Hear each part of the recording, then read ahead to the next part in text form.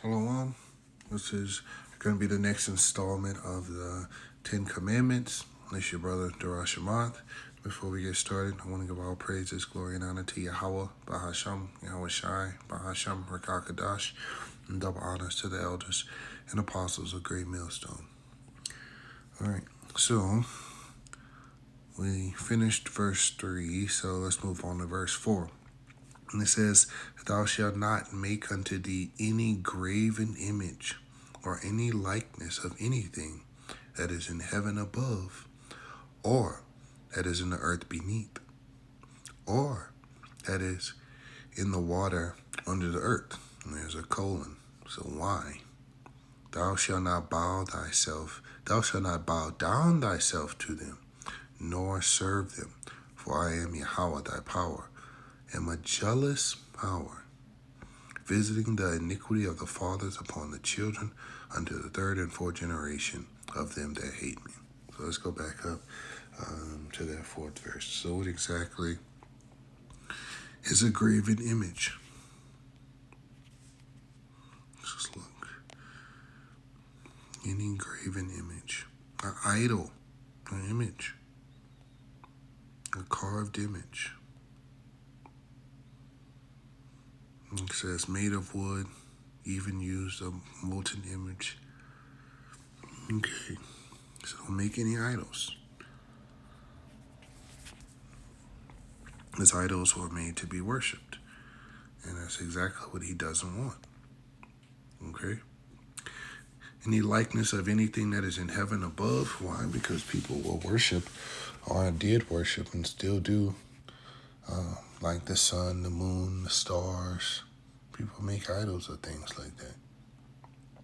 Okay? Or that is in the earth beneath, like, for example, the golden calf that they made, or any other thing, a fish in the sea, or that is in the earth beneath, or that is in the water under the earth, like fish or whatever, sea animals. Some people have like their little sea idols and stuff. Israel was not supposed to participate in that. So let's get some precepts where Israel basically just didn't listen to Yahweh. There's many, so I'm not going to get them all. Let's go to 2 Chronicles 33. Start at verse 3. It's talking about, "For he built again the high places which Hezekiah, his father, had broken down. And he reared up altars for Baalim, and made groves, and worshipped all the hosts of heaven, and served them." So he was worshiping false idols. Verse 4. "Also he built altars in the house of Yahweh. Thereof Yahweh had said, In Jerusalem shall my name be forever." Verse 5. "And he built altars for all the host of heaven in the two courts of the house of Yahweh." Verse 6. "And he caused his children to pass through the fire in the valley of the son of Himnon." So what did that mean? That meant he sacrificed them. Also, he observed times and used enchantments, witchcraft.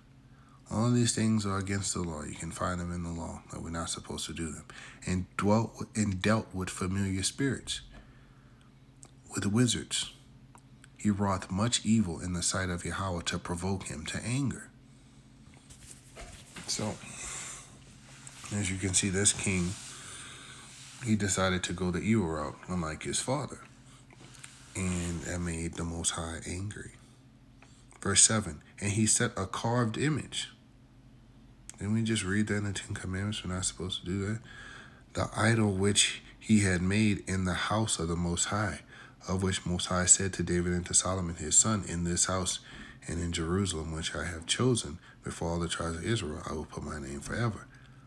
Neither will I any more remove the foot of Israel from out of the land which I have appointed for your fathers, so that they take heed to do all that I have commanded them, according to the whole law and the statutes and ordinance by the hand of Moses."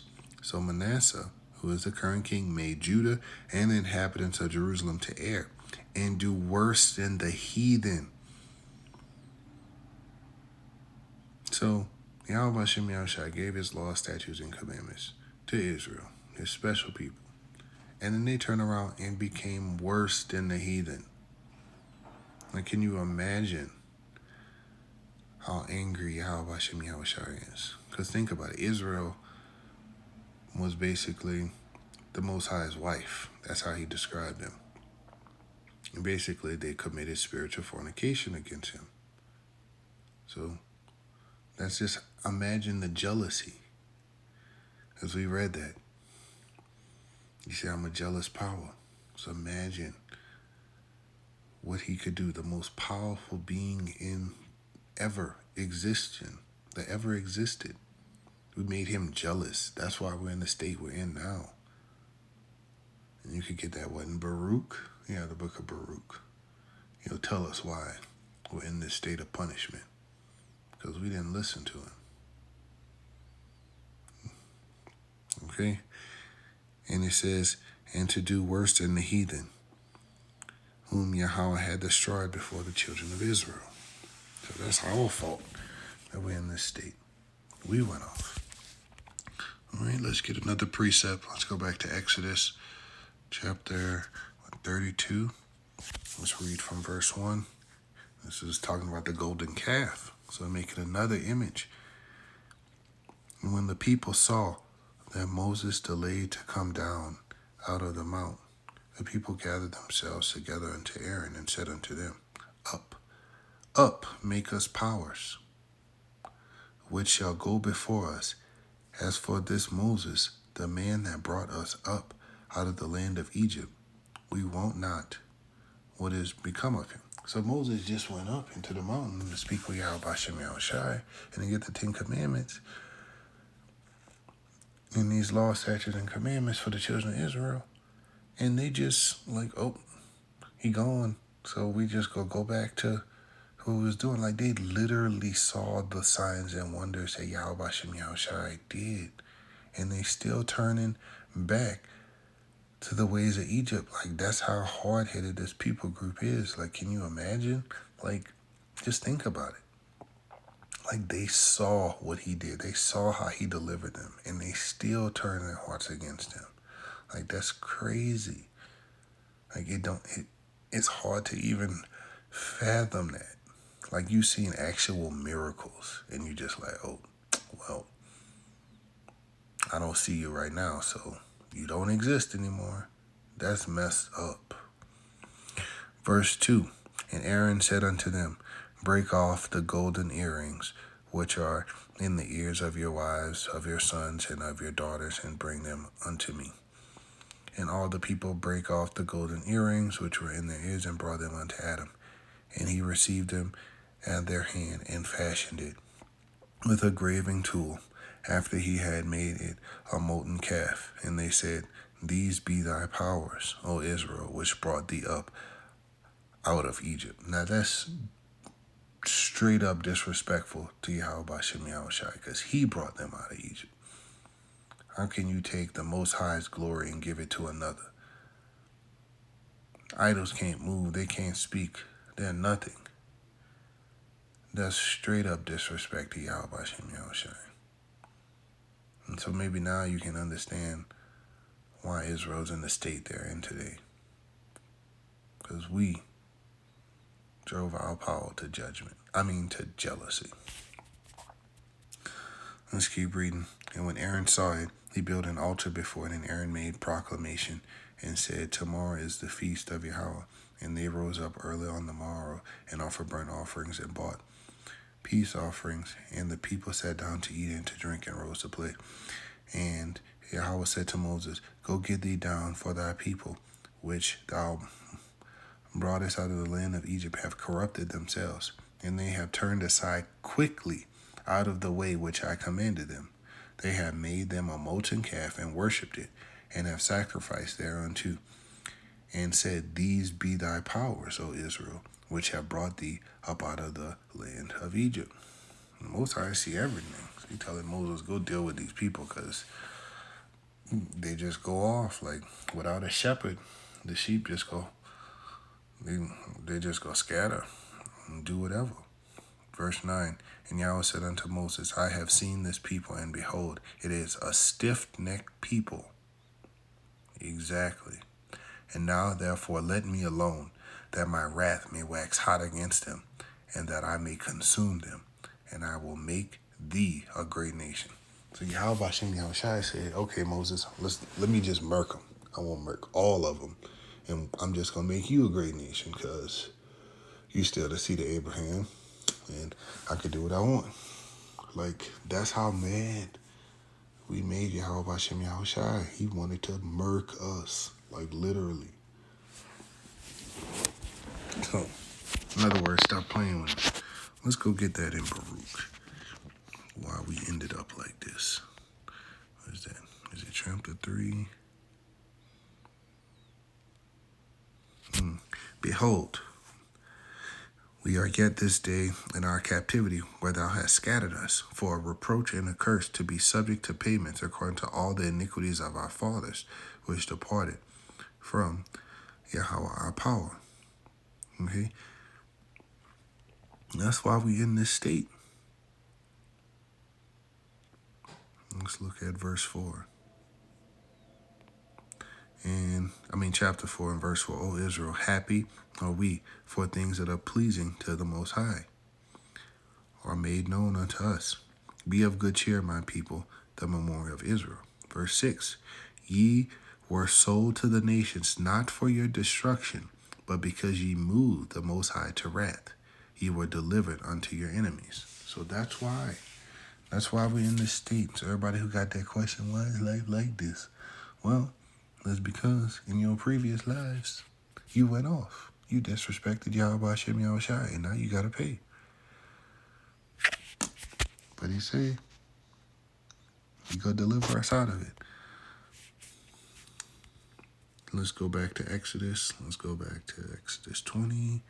Let's go down to verse 5. Okay, and it says, thou shalt not bow thyself down to them, nor serve them, for I am Yahweh thy power. I am jealous power, visiting the iniquity of the fathers upon the children unto the third and fourth generation. Okay, so it's telling us this is why we're not supposed to have idols. So we're not supposed to worship idols. We're not supposed to. It's not saying, oh, I can't have a picture of the sun.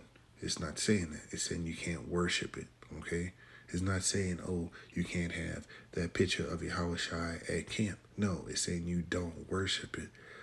The problem with the whole Serapis Christos, Thessier Bargier, whole Jesus idol setup, people worship that. You're not supposed to do that. Okay? That's an idol. And it's a false image anyway. Now, let's go to Wisdom of Solomon.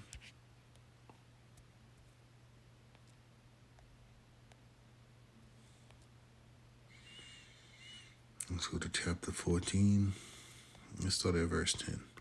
And it says, for that which is made shall be punished together with him that made it. So this chapter is going into idols. Okay? So you're making an idol, you're gonna be punished. Okay? Verse 11. Therefore, upon the idols of the Gentiles shall there be a visitation. Okay, Yahweh is a jealous power. Because in the creature of the Most High, they are becoming abomination and a stumbling block to the souls of men. And so we look at this hold that Christianity has on our people. It is a major stronghold, stumbling block, abomination. Like, it's literally taught the Israelites that they don't have to keep the law, statutes, and commandments. Not keeping the law, statutes, and commandments is what got us in this predicament. Like, we literally just read that. Okay? He gave us these law, statutes, and commandments to follow, and we disobeyed them. And we drove from the jealousy, and that's why we're in this state. Okay? And a snare to the feet of the unwise. Yes. Because who's the unwise? If you look at the parable of like the wise and foolish versions, the unwise are the versions who didn't have enough oil. That's talking about the 2/3. The wise, those are the people, those are the elect, the 1/3. That's the wise, The elect won't be deceived. They've been chosen from the beginning of the earth. 8 verse 12.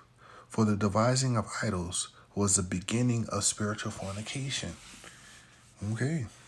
Spiritual fornication. What's that going into? That's going into idolatry. That's what that's going into. That's going into us turning away from our power, Yahweh Shem Yahushai, and worshiping somebody else. And it says, and the invention of them, the corruption of life. Like that's really a snare and still a stronghold. Like you might not think that idol worship happens today, but it literally is. That's what happens in every single church in America. Verse 13. For neither were they from the beginning, neither shall they be forever. Because idols are made by hands. Only Yahweh Bashem Yahushai. Only Yahweh exists forever. He has no beginning. He had no end. He just is. That's what his name means. He is. He exists. Verse 14. For by the vain glory of men they entered into the world. Some by idols. They were made by the working of man's hands, and therefore shall they come shortly to an end. For a father afflicted with untimely mourning. Who's this talking about? This is talking about a pope. I don't remember his name. Okay. His son died. Sessia Borgia. And when he had made an image of his child, soon took it away. So he made that image of Sessia Borgia, and that's how we got the modern image of who they call Jesus Christ. Okay. Now honored him as a God, as a power. Okay. Which was then a dead man and delivered to those that were under him ceremonies and sacrifices. So the priest made this image and then passed it on, or the Pope passed it on to his subjects, and he got worshipped as a power, as a god. And that's how we got that image today, because we both know Yahweh Shai was an Israelite from the tribe of Judah. He was a dark-skinned man, not an abominable snowman. Verse 16. Thus, in the process of time, an ungodly custom growing strong was kept as law, and graven images were worshipped by the commandments of kings. So this eventually became ingrained in the society and passed down as law. It just became a thing, and it still exists into this world today. Verse 17. When men could not honor in presence, because they dwelt far off, they took the counterfeit of his visage from afar, and made an express image of a king, whom they honored, to the end that by this their forwardness they might flatter him that was absent, as if he were present. So they made copies of this image and passed it around, because they all couldn't be in one place. Think about it. When you was younger, walking into your grandmother's house or even your mother's house, almost everybody got that image of Cecilia Borgia. Like, I'm pretty sure my mother still has it, even after all the conversation and education I tried to provide her. Like, it's ridiculous. But that's how people, for majority, stiff-necked. They don't listen to the truth. Well,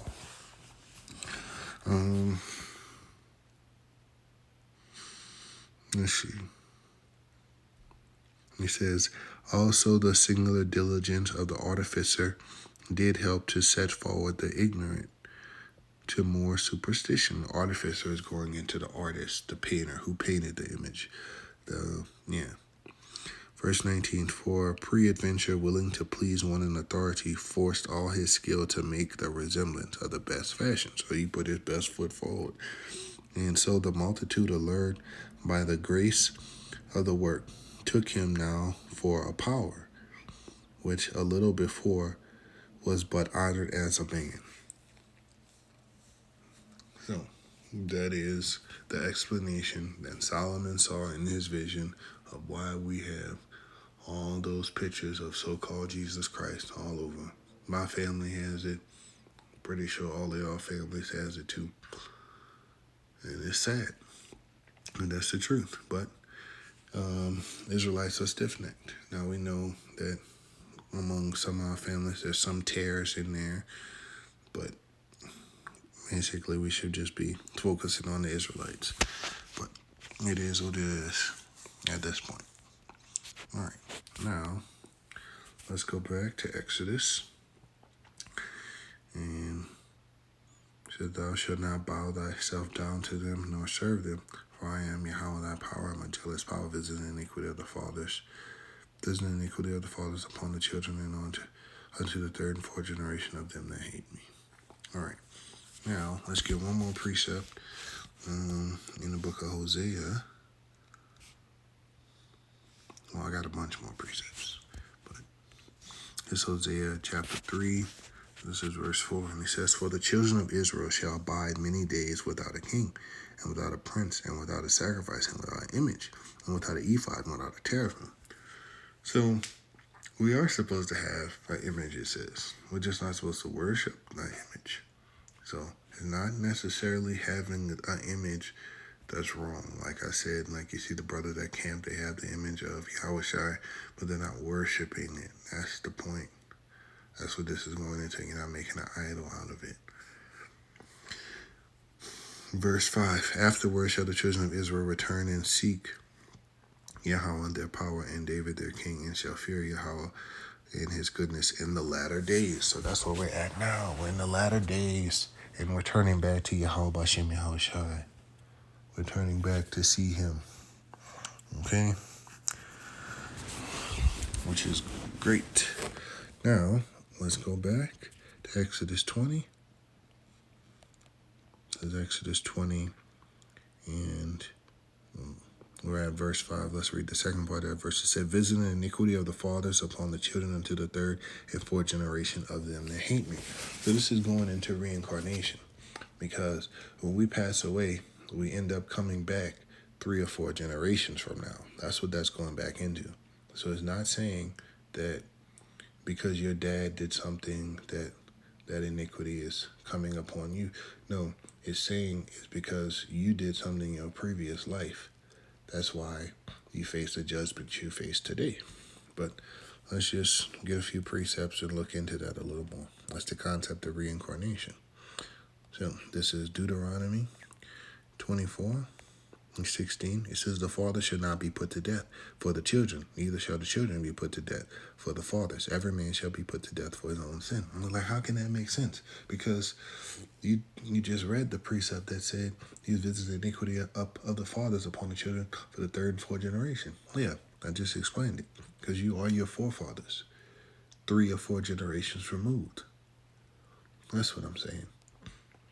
So you're suffering for your own sin. Now let's go to Ecclesiastes. Let's go down to the 12th chapter, get that 7th verse. So what happens when you die? Then shall the dust return to the earth as it was, and the spirit shall return to the Most High who gave it. So that's what happens when you die. Not all of that stuff they teach you in church. You go to Yahweh when you pass away. Okay? Now let's jump over to Psalms 104 and 30.